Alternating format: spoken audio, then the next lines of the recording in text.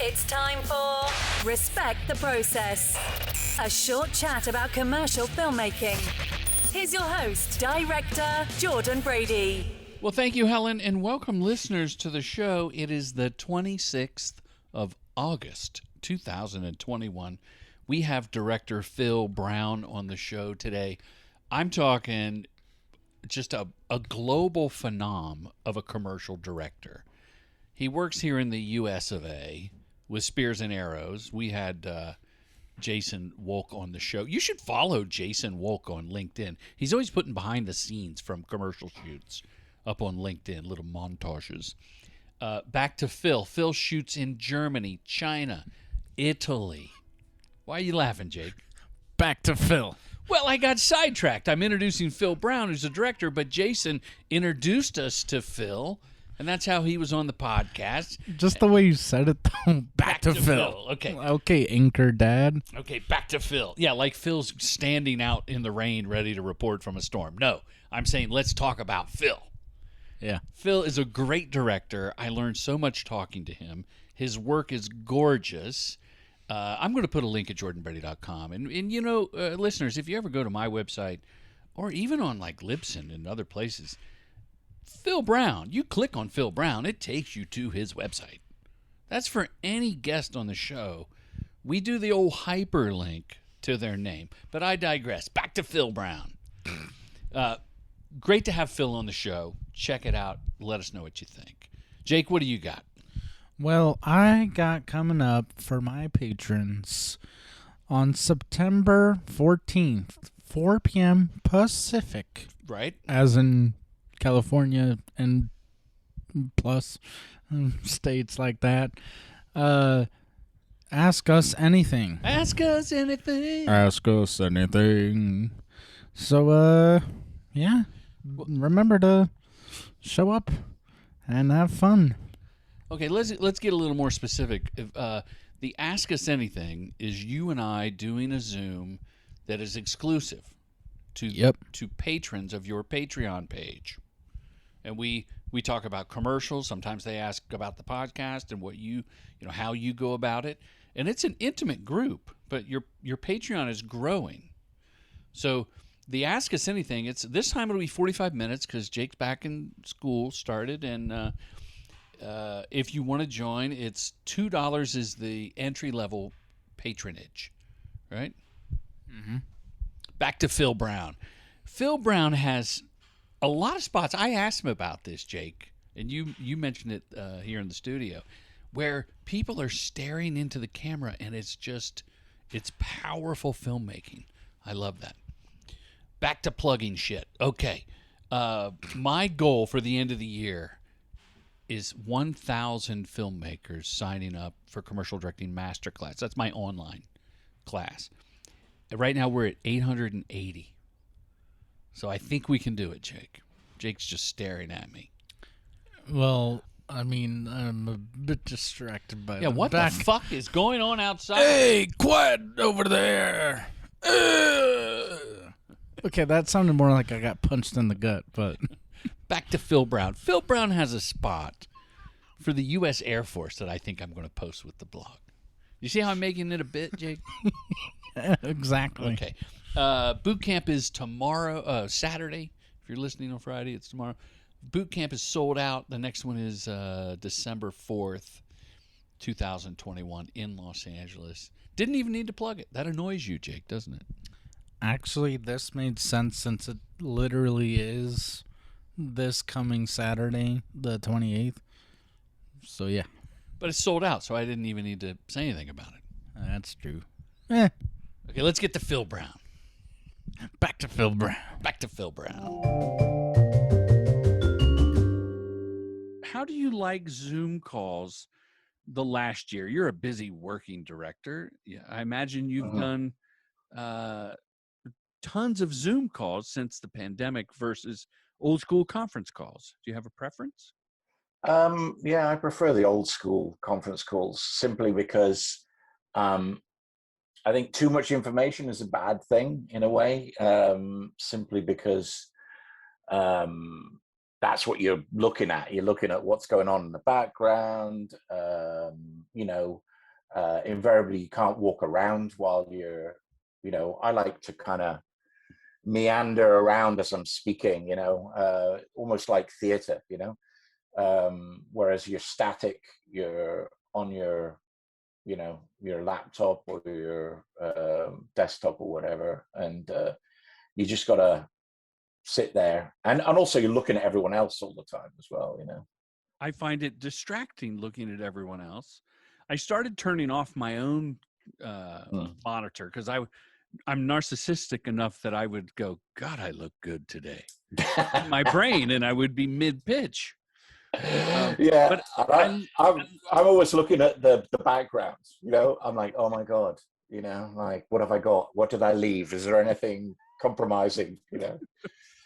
That's funny. Yeah, the usually my desk has the printed board. I still print the storyboard, and I've got scribbles and notes, and then I've got a notepad with horrible etchings and keywords that remind me of what I want to say.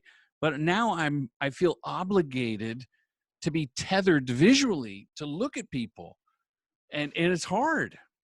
I'm with you, man. I'm the same guy. I like hard copies of scripts. I make notes before calls, so I have little kind of notes. And when in the old days when we were just doing conference calls, you could easily look at them, or you'd have them up on your computer screen and you could look at them. But now you can't, unless you're actually got the script in the call, which a lot of them do. Yeah. But a lot of the time you're not controlling that script. Someone else is controlling what's going on with it.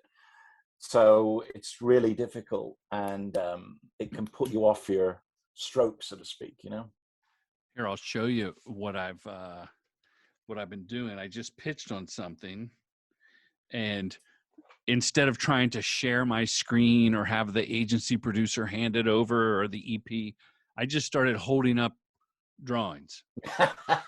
Yeah. I'm the same. Hold it up to the camera, and I even printed out a couple of reference things. And then the other day I was scrambling before a call, and I found images, so I put them on my iPhone, right? And I just go, here, this. Yeah. And I'm holding the iPhone to my IMAX camera, and what I love about it is the timing of telling the joke or showing the photo, and it's just very old school. No, I like it because it's what it is. It's very organic, and it feels, that you've put the effort in and everything. Whereas I always think that something on a screen, a Zoom screen, feels just like a display that you're on a boardroom meeting, and it's graphs and scripts, and I'm not like that. As I say, I like to wander around and speak, or as I say, it's almost theatrical, and I will take up pictures. I like to show tracks of music. I've even said, listen to this, in a pitch. And I'll play it on something else, not my computer, but I'll play it, and they'll listen to it from the computer. So I like that organic way of working, and I think it's really hard to be kind of captured in that Zoom call in the performance wise, because it is a performance, No, absolutely. The conference call is the performance from the director to the agency, and the milling about the office. That to me is why I love the AirPods. Yeah. Right before the Zoom pandemic, the AirPods allowed me to keep my phone charged and walk around, sometimes not dressed appropriately. That's it. Pajamas. A day in pajamas, Phil, tell us about the music on the call. I would call you a high-end lifestyle director. Would you describe your work as such? Yeah, I come at it all kind of different angles, really. I was listening to John Hegarty, who's BBH, the big man at BBH in London. And I was listening to what he was talking about. And I think what we deal in is truth. We are the purveyors of truth in advertising, so to speak. So I try, do lifestyle, but as we kind of talked before, or I heard you talking to Jason, I used to do comedy, you know. Wait. Oh, yes. You know, I was a comedy director to start with, and that's how I got my kind of big break was comedy. And that was my big thing. And then it kind of just metamorphosized into other things, bigger projects. And I realized that comedy didn't pay enough. Basically, you know, comedy scripts were like a 1 day or 2 day kind of gig, unless you were doing a campaign, you know. Right. Which was very rare. So, you know, you get this great piece of work, but it was only 1 day, you know, or 2 days. And then I was looking at other guys, and they were doing car shoots, which were 15-day car shoots, or, you know, 10-day beer spots, and the thing. Well, I want to do that, you know. You know, I've told people that so many times that even though I shoot many days a year, they're all rev up, shoot down, rev up, shoot down, like prep it. The same amount of prep, basically, you could do a 4-day job if it were a car, like one car spot gets 4 days. And then I do a lot of cars and comedy, but the car's rarely moving. It's not like what you're referring to as a car spot is a little more epic than I have you know, some ne'er-do-well standing next to the car in the driveway saying a joke. That's a 1-day thing, or it's freaking 3 in a day. Yeah, which is more like what it is now. You know, I can't remember the last time as a comedy director here that I've done just one spot in 1 day. Yeah, and it's I'm sorry to say it's the same on everything. You know, I've listened to some of your podcasts, and you know, the introduction of you know, the web and social has had a big impact. But unfortunately, we don't go, oh, well, you know, we're going to give you more days to do that. It's no, we need it done at the same time, you know, and it can be problematic. And also there is a sacrifice. Something's got to give. And as you hear in every meeting, well, we've got to come up with a creative solution. Well, the creative solution is, you know, add more days and you'll get nice creative solutions. But when they don't, and you're just cramming everything into 1 day, then it just, I always say that sometimes it's like you're shooting a wedding video, because that's all you have time to do. Grab the event, you know, and that's it, you know, because they've crammed so much into the day that you just not got time to be creative, you know. You know, right before we logged on, my son, who is a director, cinematographer, just did his first really substantial Buick campaign as a cinematographer, and we were watching the final conforms on the computer moments ago, right? And they were the 6-second horizontal, the 6-second vertical, the 15-second horizontal, the 15-second vertical, times, I think, 6.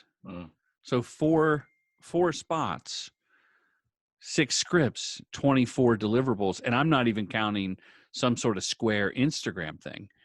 And I have to applaud the agency for keeping the 6s as one simple shot, the 15s as just a couple of bonus shots, and it allowed him, I was actually there on set, it allowed him to over deliver, because the agency went into it saying, let's manage the day well. Let's not under, well, I don't know how to say it.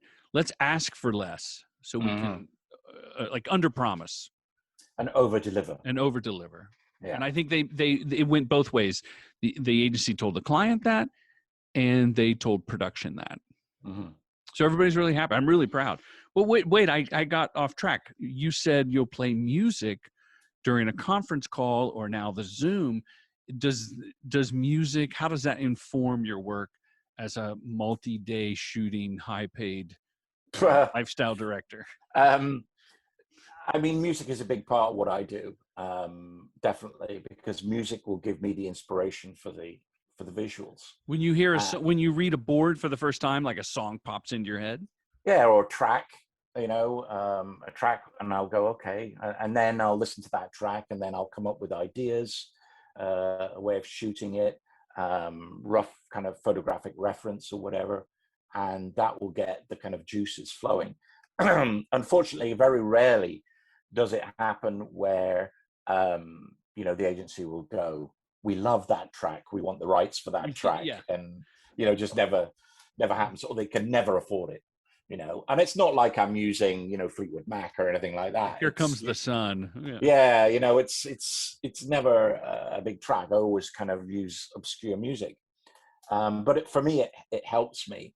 And I mean, I did a campaign in Germany for a bank, Commerce Bank, and I did about 35 spots over 7 years for them. Oh my goodness, that's a wonderful client. It was fantastic. But they bought into everything, and that was one of the few clients where I pitched the music and they bought the music. And that's very European, right? I mean, yes. Well, even them buying the music is extraordinary under the European system of the director is more of an auteur bringing the spot to life, right? They want you there for the whole thing. I work in Europe quite a bit. I work in Germany, Italy, France and Spain. And you speak European? Of course. Yeah. I am European. So, it's well, British. But I mean, there you're hired, you're basically there, you're casting, you direct the spot, you'll, cut it, you'll do the fine cut, you'll do the mix, you'll do the color timing. You're there until the very end. That's why, and a lot of times you're there for like 3 weeks, going through it. But it's you're more respected, I have to say, and the client is looking to you to give them answers. I feel fortunate that a lot of the U.S. agencies I'm involved in post, but nowhere near the level that you're talking about. And it could be as simple as, if you hand off the hard drive, shake hands at the wrap party, and then the agency shepherds through post, I feel like sometimes there's some script notes that don't get looked at. Like, without a doubt. Like, hey, did you see the second take in take 7 where we did it twice in a row? Because I don't know if you got to that take. Could be a performance thing or a technical thing. And if you're not involved, the party train is just moving on without you. And I think some of those things, those details fall through the cracks. And you're right. I mean, you're dealing with 50% of the spot. Once you've shot it, that's 50%, Yeah. Then you've got to put it, together. And for me, I have an amazing memory for the footage. When I'm there shooting, I can remember every single shot. I can remember, and I don't even need script notes. A lot of the time I'll know exactly what take it was, that something magical happened. And I'll ask the editor, listen, there was a guy who was nodding his head or winking or whatever. Can you find it? It's take 6, I think, something like that. And I'll know where it is, and to get that in, is important, and to know the footage. And also and these used to happen earlier in my career, I was way more involved in what the film looked like. You'd go to rushes, you'd, sit in the color transfer, set the tone and everything, even set the tone for the one lights, for the first go around. And so everyone was on the same page. The client wasn't getting a shock as to what color it was and all that kind of thing. This is in the days of film, of course, but Yeah. you know. Phil, let me catch some of the younger filmmakers Mhm. listening up to speed here. So Mhm. you and I, 15 years ago, shooting Yeah. film. Well, at the end of the day, they put the film through the soup, right? Develop the film, and they would have a one light or dailies or rushes. Okay. Yeah. And in the latter part of that era, they would make DVDs, or I would get mini Yeah. DVDs so I could play them at home, right? Yeah. And if the director, like I would go sometimes 6 a.m, Yeah. and the DP would meet me there, and she would have input. And if we wanted, I remember one time we wanted this yellow tinge to the sunset stuff at the beach, and I didn't go. The DP, I think, went a little crazy with the yellow, and I said, no, we can't, we got to redo it. And we booked the time to redo it because I didn't want people to think that I was, off my rocker with this really yellow shit. Right. But that was, the point is, the director and usually the DP would have this influence that you can't unsee. Yeah. So that the rough cuts would have the look that you wanted. And now it's it's a LUT, and we try to protect that system by the DP and I will talk about a LUT. We'll call the editor. We'll put it on the dailies on set, but it's really not the same as working with someone in the room. Well, to I always get it find influenced. I always find that, especially now in the digital age, it's all set to log C, Yeah. so which is flat. So everyone's looking at, when you're shooting, everything is flat. But the problem is they get used to it. Right. Oh, this looks great. And it's like, are you kidding me? This is log C, And that's why, do you remember a couple of years ago, everything was coming out with a flat look, washed out and flat. And that was because the agency or client go, hey, this is fine. This is nothing, no contrast or anything. Make it look how we had it on set. Yes, exactly. Well, we usually put some, I don't know how they do it technically. I'm quite ignorant, but usually on set in the agency client monitors, there's a LUT. Yeah, no, you can go to the DIT guy and just say, look, let's set this. Look, but it means, you've got to work while you're on set. You've got to go sit with the DP and go, look, this is the look. This is what I want. And now output it. Let's put that over everything. And then, of course, you always get the feedback. Isn't that a bit dark? Is that dark? Is that dark? It's like, no, just turn your monitor up, I used to complain, Phil, about the in the last few years, the monitors on set. Like, there's so many monitors that anyone can go peek over the focus puller's monitor, the DIT's monitor, the video playback guy's monitor, and they can see what you're doing. Yeah. And I would have I still have the monitor go dark in between takes, like while we're setting up the camera. And now with Zoom too, like just cut the feed on the Zoom until we're ready to present the frame.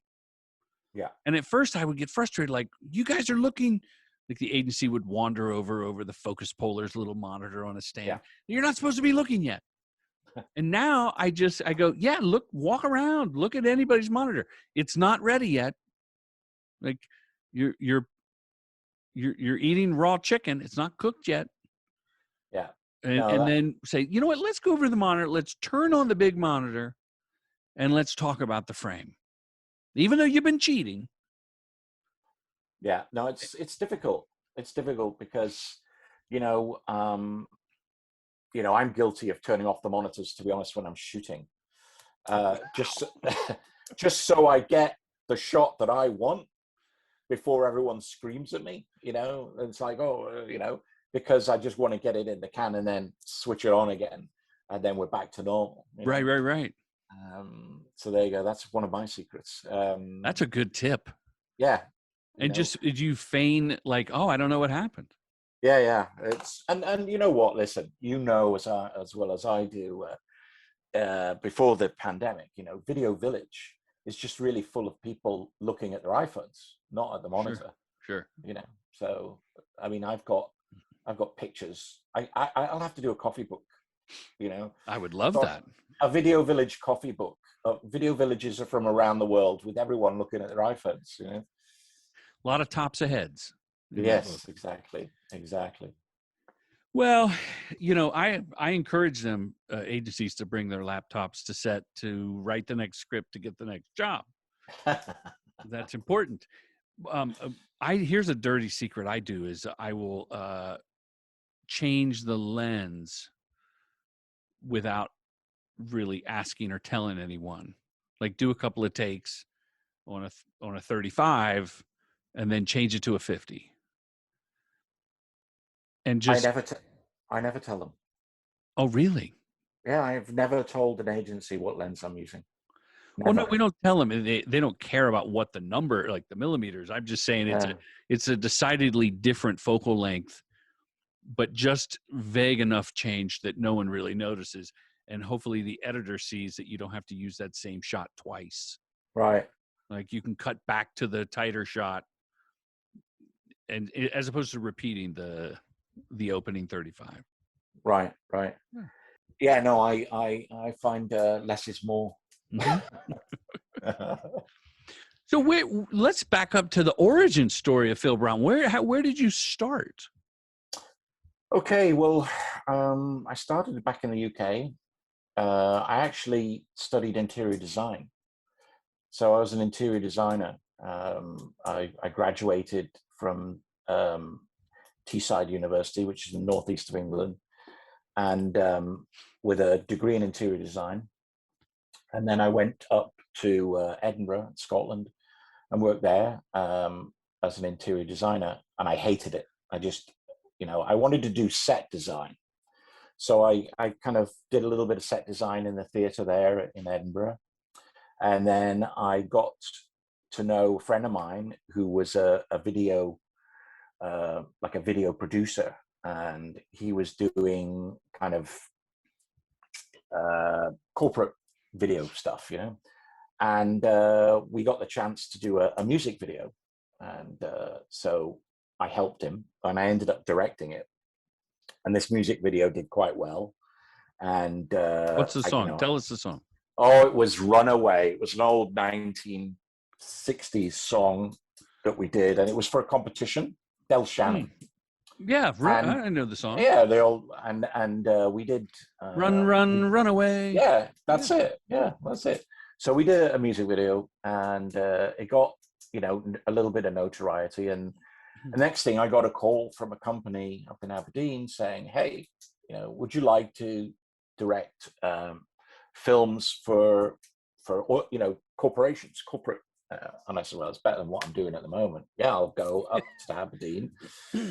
And I started doing corporate films for oil rigs. So I'd go out to the oil rig, film oil rigs, and the oil companies like, Shell, BP, and all this kind of thing, helicopters coming into land and all that. And I really enjoyed doing that. It was quite good fun.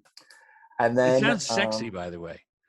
It was no, I'm serious. Cold. It sounds sexy because you're like, it's rugged and you're out on the ocean and you're I'm sure you did helicopter shots. Yeah. And anything the director wanted, like, let's make it happen. Get that chopper in the air. I wish it was. But I mean, this is a crew of about 3 people, And where geographically, where were you? In Aberdeen in Scotland. Okay. Northeast of Scotland. And I started experimenting with Super 8 film, those Bell and Howell. Yeah. So instead of shooting on video, I was shooting on film, Super 8. And this was at a time where you could upgrade the Super 8. You could really make it look quite nice. And what year are we talking now? We're looking at about mid-90s? Oh no, we're looking at earlier than that, like 80, 87, 88. Right. So just for context, by 1988, Super 8 was already nostalgic. Oh yeah. Yeah, like people had video cameras or a it was two-part video camera and a backpack with a recorder on it at that point. Yeah. It was all for Super 16 people would use. Yeah, pneumatic was already in, all that kind of thing. So I started shooting on film, and then I learned how to cut it. I would go to the local TV station. To cut And film? yeah, because what I'd cut it, I'd splice it, but then I'd go to the TV station to transfer it and edit on their bays. You know, the engineer would let me work there from 9 o'clock at night until 2 o'clock in the morning. So I would work in the editing bays, doing my own kind of thing.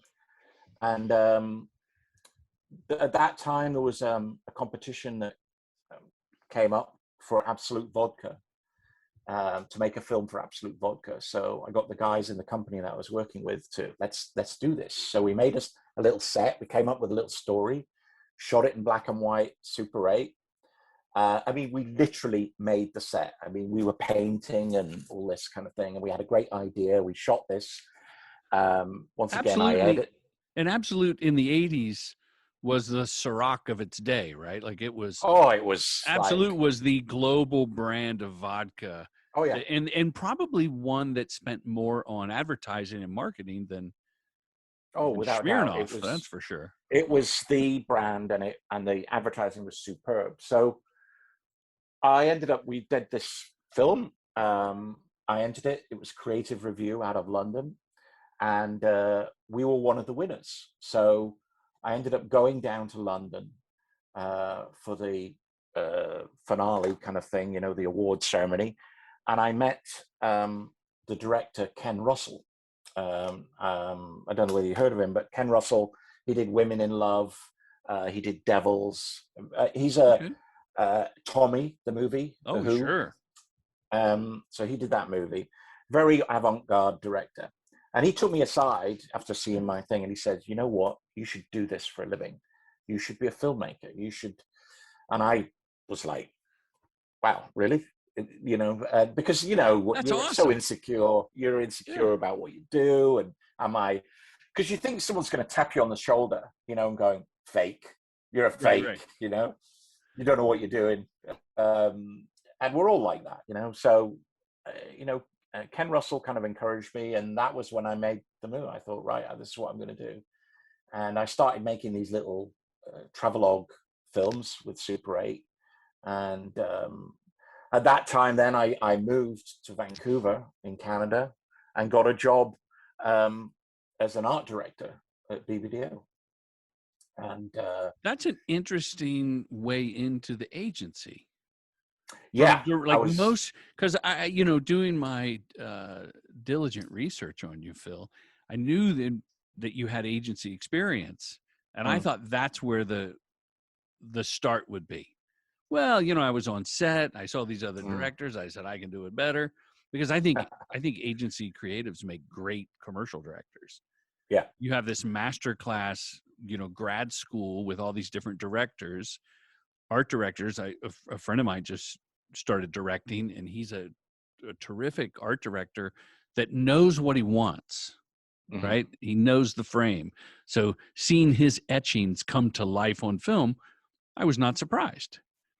On the other side of it, the copywriters usually know how to tell a joke, but here you went from already making films.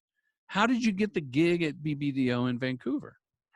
I was very lucky because I arrived, you know, in Vancouver with no money, no job. I just turned up, and I went to BBDO, and I was lucky enough that the creative director at the time was a fellow Brit. And he gave me an interview, and I said, "Look, I've just got this tape, you know, this is what I've done. I don't really know that much about advertising, you know." You had like 2 oil rig spots. Yeah, it's like the Absolute was and the Runaway. clinch.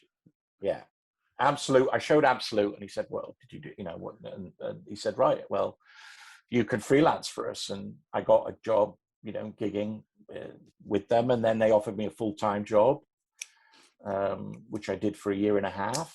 And during that time, I did quite a lot of TV. And part of that gig was doing all the promos for a TV station in Vancouver called BCTV. And they were really successful. We would come up with the concept, and, you know, they were really very cool heavily art directed spots. So I left BBDO because BBDO was shrinking. Basically, it was, Night of the Long Knives kind of thing, like every, masses of people being let go. And the TV station said to me, would you like to do our things, like our promos? And I said, sure. And then at the same time, a film company in Vancouver said, would you like to do, come work for us as director, do commercials? And one of the first gigs I got out of the gate was a spot from BBDO. So that's funny. For a telephone company. And then at the same time as that was happening, do you remember Shots? Shots magazine? Shots, of course. Shots, yeah. Shots Creative. It's shows up every morning in my email. So, and it used to be like a fancy printed magazine.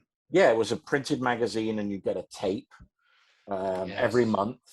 And that Absolute Vodka spot is on Shots number 2.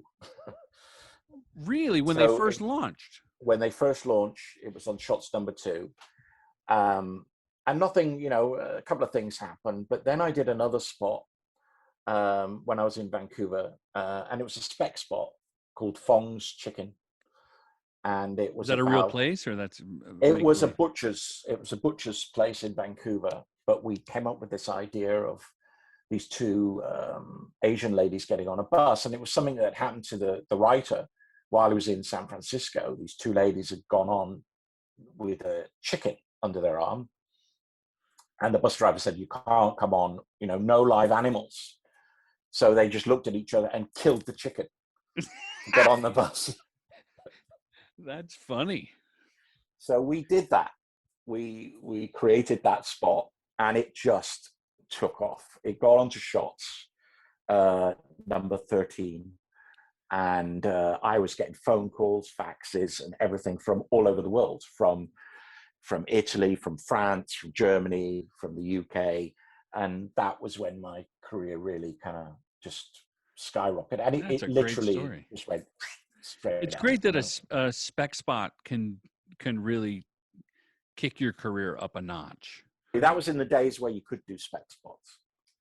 Well, I'll ask you about that, but I want to let the younger filmmakers listening know when Phil said he got faxes, the fax machine was like a computer hooked up to your telephone line that would print a piece of paper, like a photocopy, sent over the telephone line. Oh my God, I can't believe you're explaining fax machines. Oh my God. Next you'll be explaining a record player. I'm just trying to be funny. Hi, folks. I just want to remind you to check out Commercial Directing Masterclass. We've helped over 800 filmmakers around the world. Julie Slack, tell us more, please. Commercial Directing Masterclass, the only online masterclass that takes you behind the scenes and on set of actual commercial shoots. It's 2 hours of exclusive filmmaking voodoo, downloadable treatments, and more. Enroll today at commercialdirectingmasterclass.com. Commercial Directing Bootcamp. Sign up today at commercialdirectingbootcamp.com. Thank you, Julie Slack. Thank you, Helen. Now back to this great interview. The other thing about Shots, for context, was they would send out these DVDs, and when you got your spot, it was curated and scrutinized. Like, it wasn't easy to get a spot on the Shots monthly reel, or I think it was monthly, you said, right? Yeah, it was every month or every 2 months, something like that. Yeah. And you're right, it wasn't easy to get. If you got on that reel, you were being called from every production company around the globe, to do a spot. And I would also wait for that, just to see what other directors were doing. And this is where you got rock stars like Michel Gondry, Frank Budgeon was another one. All these kind of guys cut their teeth on these, Frederic Planchon was another one. Amazing directors. And you would just look at the work. I mean, every, 2 months or something, you would get this, DVD, put it in and go, oh my God, this is a fantastic spot. This is, you'd look at 4 or 5 spots You know, Jonathan Glazer was another Yeah. one. You know, you'd look at the spots and go, oh, these are fantastic.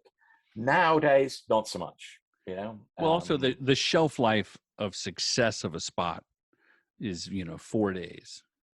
Yeah, it's disposability now, I think. But what you said something interesting. You said those are the days when you could do a spec spot. Why do you say that?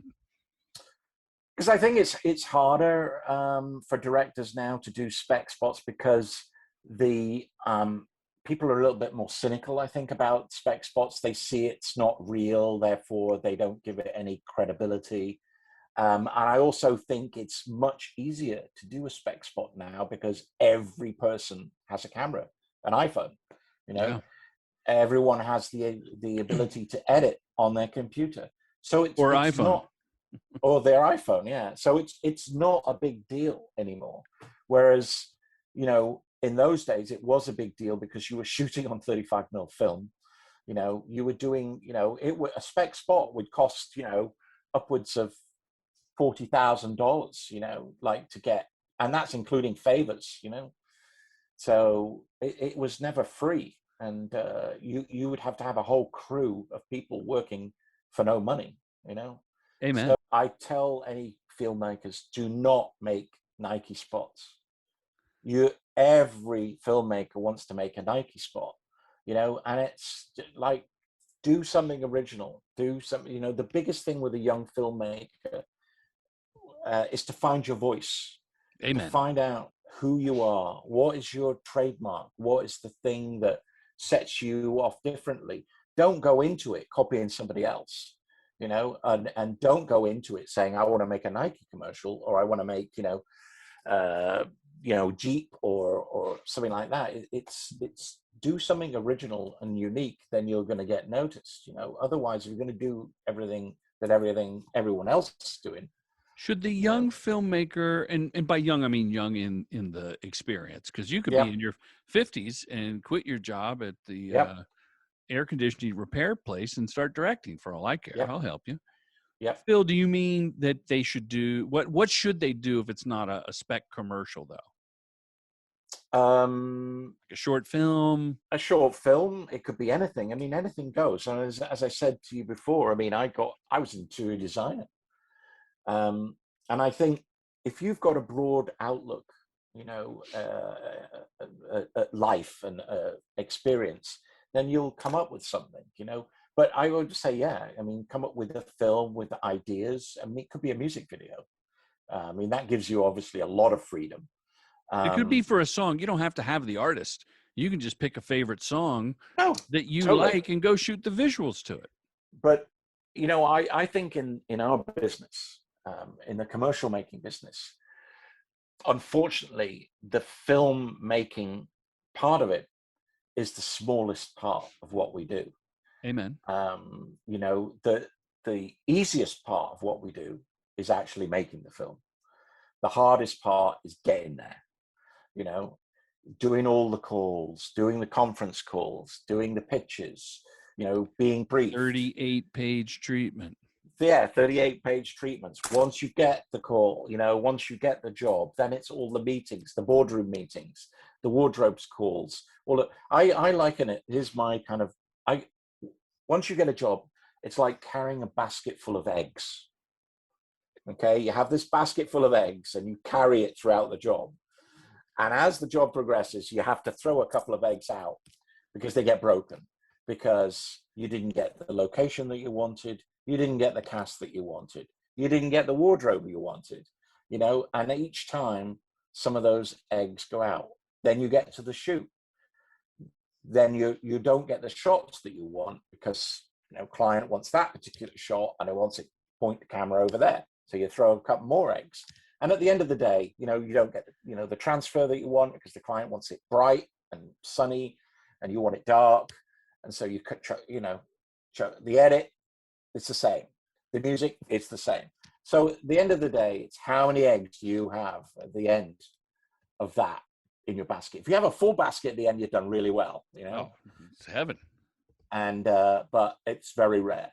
And that's what it's like. And you know that when I see kids, especially from film school, coming in to do commercials, they're like lambs to the slaughter, because often they're going to get eaten alive in an agency call or a client call. I mean, you know, a lot of what we do happens in the boardroom, you know, and you know, I've directed commercials all around the world. I've been in the biggest boardrooms in the world, you know, Samsung, Kia, all these places, you know, China, Thailand, all over.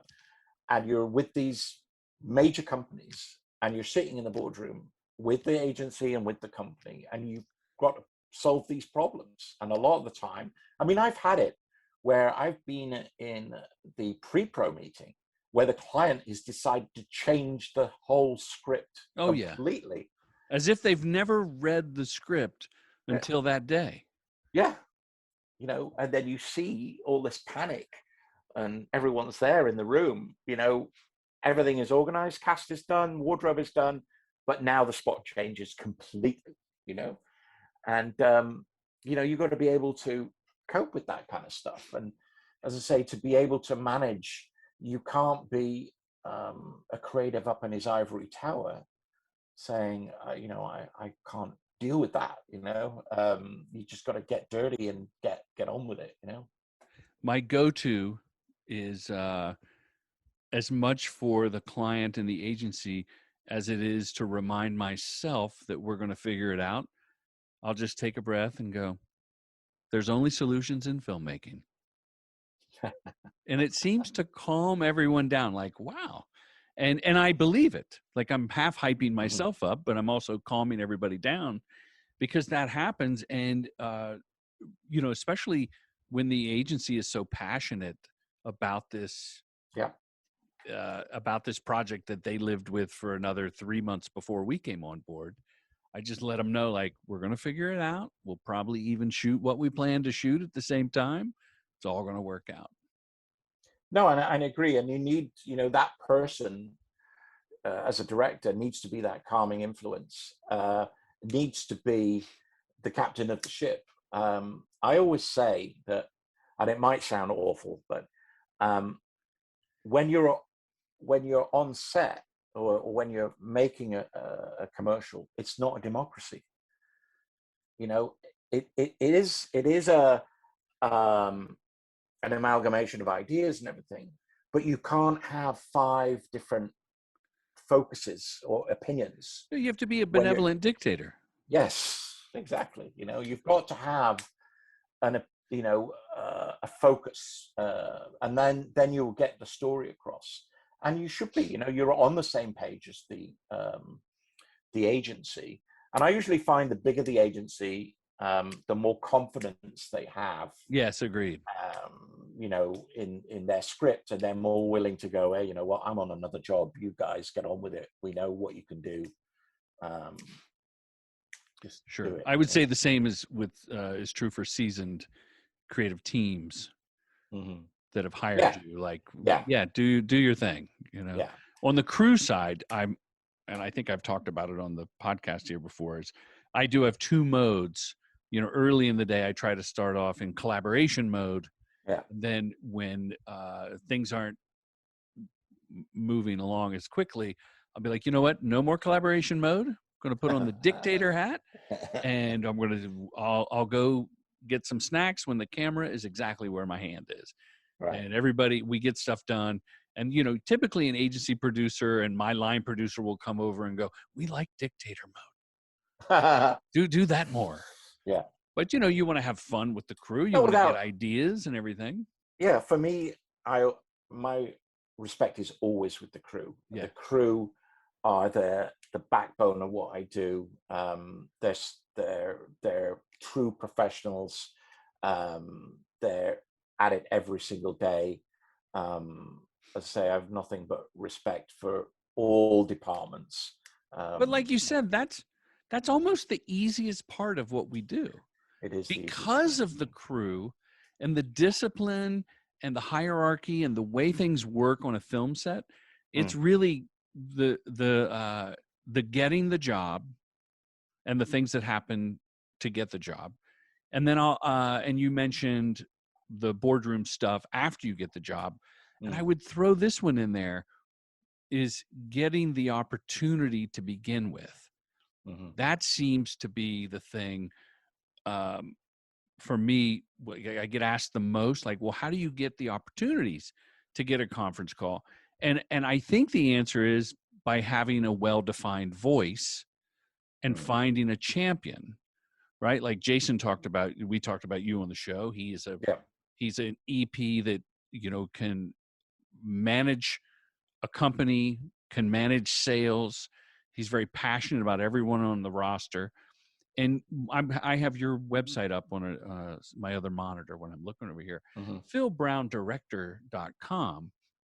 There is a consistent point of view in all the spots on your work. Like, and if you go to spearsandarrows.com and click on Phil Brown, that reel that I guess Jason and you have curated together, it's very, like, from spot to spot. After the second one, you go, okay, I know this guy. I know what I'm going to get. I don't need a treatment. I would agree with you. I have to say, and I always say this to executive producers, I say, why are we doing these treatments when they know what they're going to get? If they hire me, this is who I am. Sometimes I do get, like, it happened recently on a job where I got a script going, why have they asked for me? Because this isn't what I do, Right. And then it's kind of explained to me. I go, okay, see, it's something new, but it's still a bit of a stretch, and why we have to continually write stuff down, or treatments. I mean, it used to be, I don't know if you remember it, a paragraph. It used to be, oh, this is how I do it, fax it off. And, exactly, hey, you got the job. No, I remember, I remember pre-treatments, the 11 o'clock call, because it was near the end of the day in New York. And then at the end of the day, we would get a call, or the next morning, you got the job. Yeah. I remember those days. And then I just had an old hard drive mounted up, and I was looking for an old spot. And I found a folder with some old treatments from when they first started. So it's like 2003, I think. Right. And it was a page, and that was it. There were no pictures. I remember the first time another director goes, yeah, I embedded these pictures in the Word doc. That's right. I was like, oh, wow. And, now we know what they are. But I think, and I've been saying this for a couple of years, Phil, I think the pendulum has swung back a little bit. Like, you'll get an agency that says, we don't need a full-blown thing. And I've had, my friend Chuck Meehan was on the show, and he said, I'm tired of them. I'm tired. I don't have time to read the 20 pages. I know what you're going to do. And then conversely, an agency, Matt Mowat, was on, a creative director, an art director that I've worked with a bunch. And he said, I love the treatment because I really get to see the personality of the person the director's hired. No, I kid. Right. But, the treatment, I just wrote over the weekend one where it came to casting, the section that you put on casting. And I said, and I did a similar thing with look and feel, which is a topic people put. Yeah. I said, there's obviously something that resonated with you that you saw in my work that says I know how to cast comedic actors. That's better than anything I could write about casting. Oh, that's it good. Was it. Like, that's good.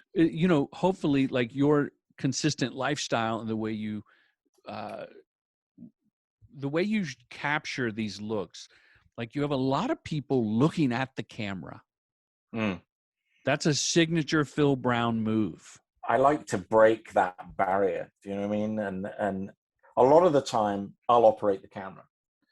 And so that means I might be wandering around. I'll be bumping into them. And I don't mind that.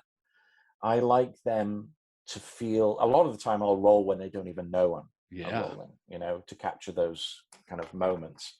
And that's where it's important that you're in the edit. Yes, because you know where they are. And You remember often, that.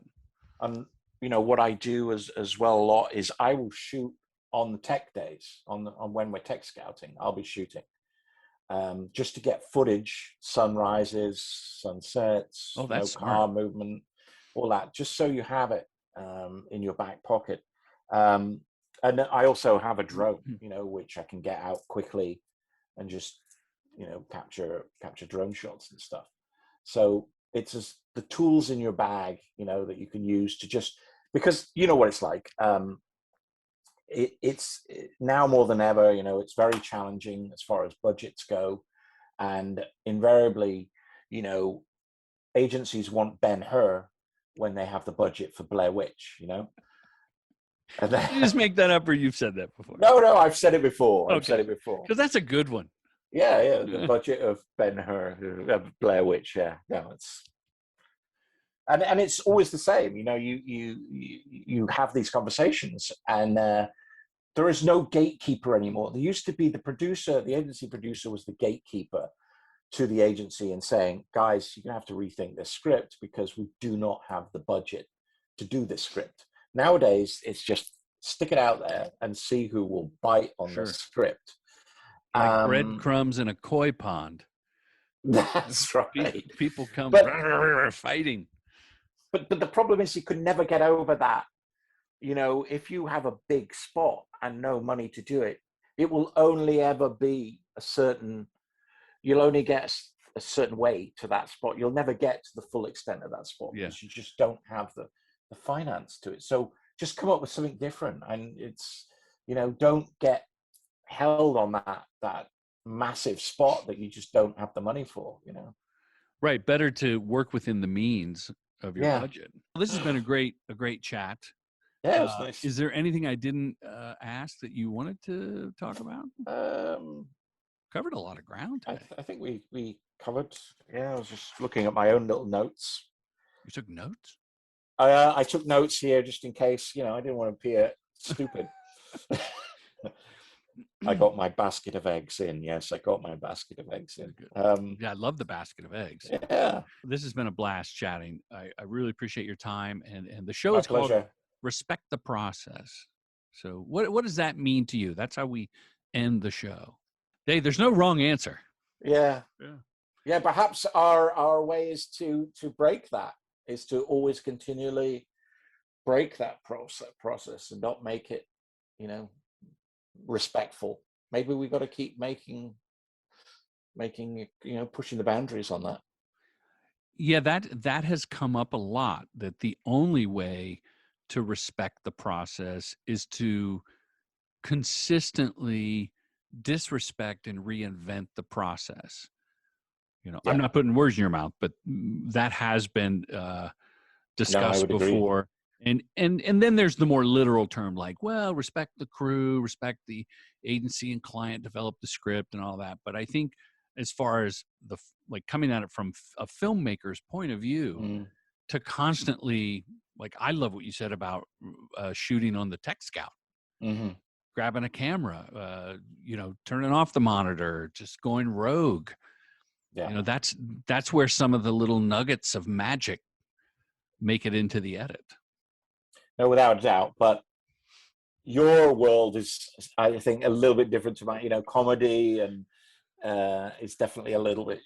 I get away with a lot more than you do. Apparently. Hey, thanks again. This has been a blast. And my pleasure. Anytime. We'll chat soon. Bye-bye.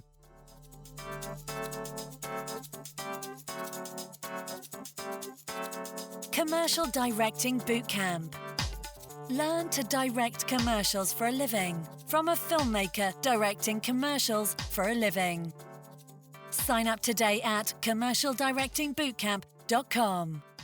Thanks everybody for listening to this episode. This episode was edited and mixed by yours truly, Jake Brady.